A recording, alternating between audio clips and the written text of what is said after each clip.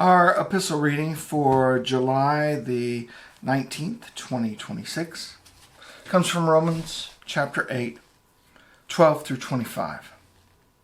So then, brothers and sisters, are we debtors? Not to flesh, to live according to the flesh. No, for we live according to the flesh, we will die. But if by the Spirit you put to death the deeds of the body, you will live. So what are we talking about? Is flesh bad?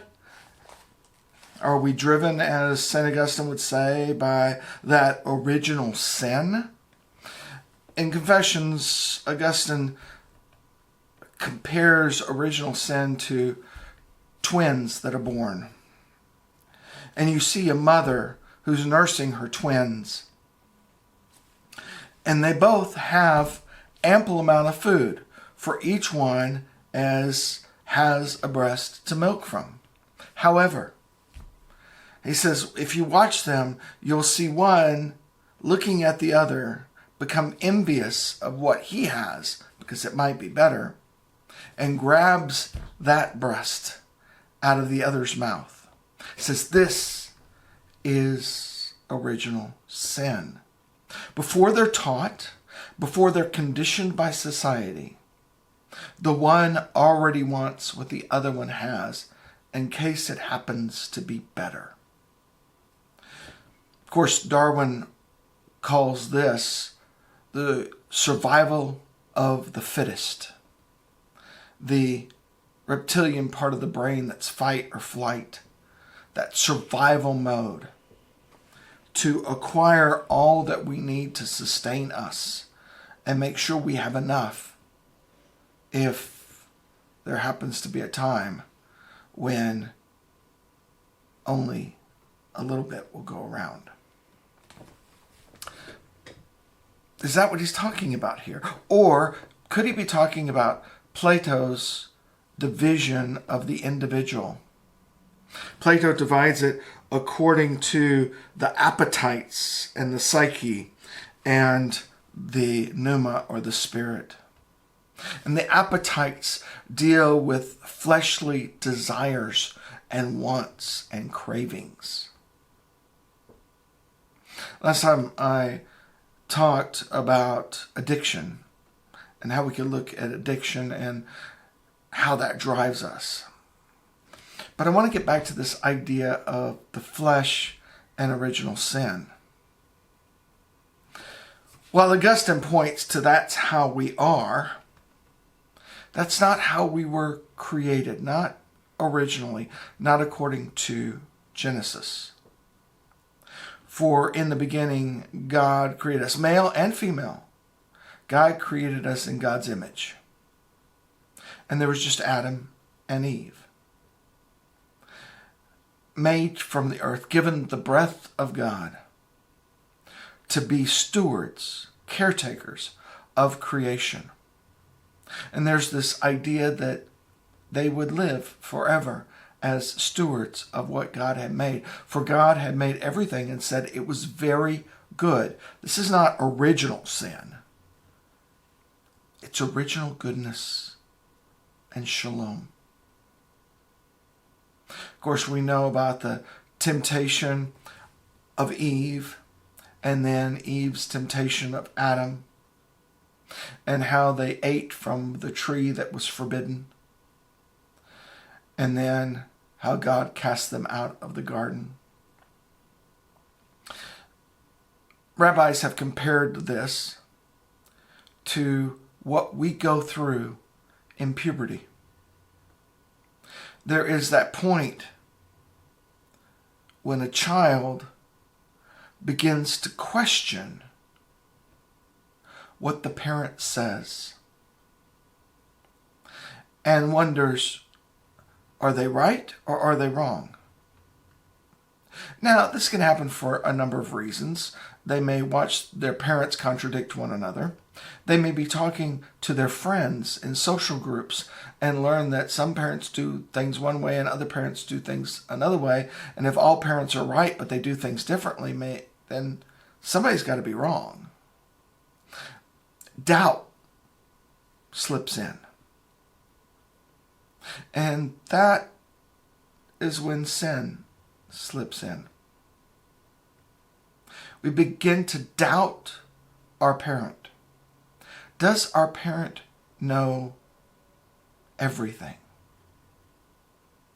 Do they know what's good and what's bad? You see, the tree that was forbidden, the fruit of it was the knowledge of good and evil. By claiming that fruit and biting from that fruit, both Eve and Adam declared their independence to decide and judge for themselves what was good and what was evil. They took on the authority that was reserved for God. God said that it was good, therefore it's good. Even the snake that was in the garden was good, for all things were good. But the snake went over and said, that's what God says, but are you sure? Are you sure? It gets into the Hebrew definition of Hasatan, the prosecutor, the one who breaks the witness.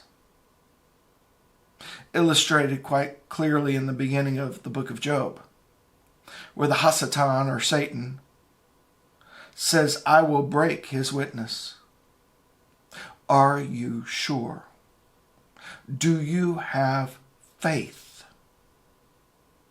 Can your faith be tested to the point where you have doubts and fail? I mean, even Job went over and his wife said, why don't you just curse your God and get it over with? And Job declares, even though I don't understand what's going on, I still have faith that God does. His faith was not broken, and it was reckoned to him as righteousness. Abraham heard the call of God and went to a far country, even though surely all around him questioned it, even his family. But he had faith, and it was reckoned to him as righteousness.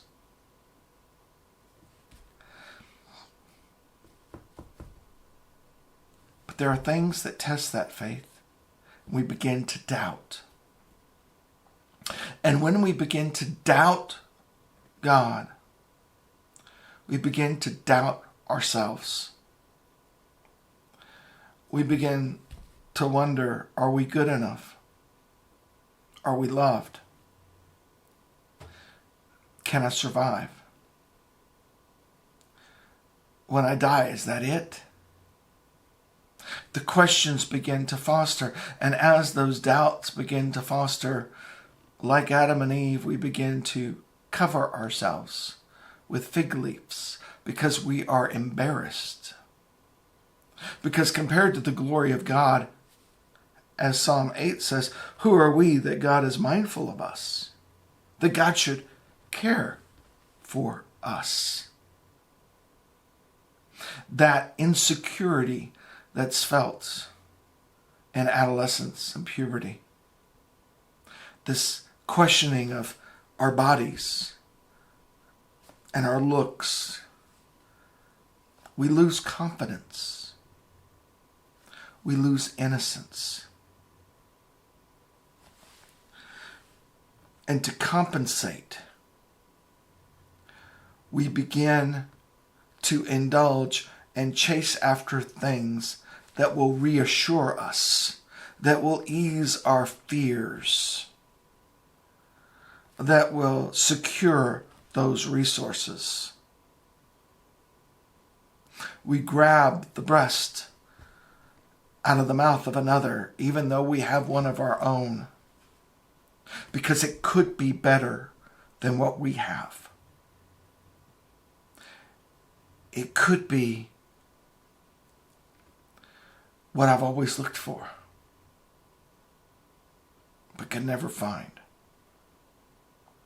This is the desire of the flesh. The desire of the flesh to create protection around us, and that is sin. Sin is the failure of faith. For we are saved by faith. But when we begin to doubt ourselves, the ones who are called good, we begin to claim that some are evil and some are good, and we begin to judge, and we begin to take those things that are under the authority of God. Then the family of God is broken apart. And we begin to fight one another, and we also begin to fight creation itself. And we label this area as good and this area as bad. I was at a conference not too long ago, and they were talking about when people from Europe came to different cultures. The Europeans had an idea of what was good, what a civilization was. And so when they came to different cultures, they wanted to leave it better than they found it. Better according to what they judged as good. Not what those indigenous people had found was good and in harmony with where they lived. Good intentions. But who decides what is good? It's all subjective. Or is it? Because when we receive the Spirit, we begin to receive wisdom and knowledge, advice and comfort, direction from God. God is not subjective. God simply is. Doesn't matter what religions we create. It will not change the very nature of God. It'll change how we describe God, how we worship God, how we treat one another, but it cannot change God because God is and was and will always be. As he told Moses, I am, I was, I am, I will always be. Perfectly. And when we begin to listen to the Spirit and are driven by the Spirit, we now are guided in the truth of God. Not blanket statements of this is good or this is bad, but the Spirit telling us this is God's will and this is what you need to do. You need to stay away from that. Does that make that bad? Not necessarily. It could be that whatever that is not what you need at this time. Maybe it's what you needed when you were younger. Or maybe it's something you will need when you're older, but you're not yet ready for it. Good, once again, is subjective to the individual, but it's directed by the objective faith in God, the one who decides what is good and what is evil. We give that apple back. we may be able to decide for ourselves through free will what good and evil is, but at the end of the day, we choose not to have our definition, our will, but thy will be done. And when we begin to let thy will be done, and each of us begins to let thy will be done, we are no longer in competition, but we are in a family, united by the one who is Father of us all, whom we call Abba, Father, Daddy. We're no longer in competition with creation for resources, but we look after the good of all things. For it is the will of God to love not just people, but everything that God created, for everything was considered good. And to love that goodness and to care for that goodness. And all of creation groans for us to get over ourselves and listen to the Creator of us all. The animals don't sit around pondering what they need to do or who they will become. They simply are because God made them that way. We simply are because God made us this way. Not to ponder what we should and shouldn't do, but to do God's will, guided by the Spirit, in our utmost.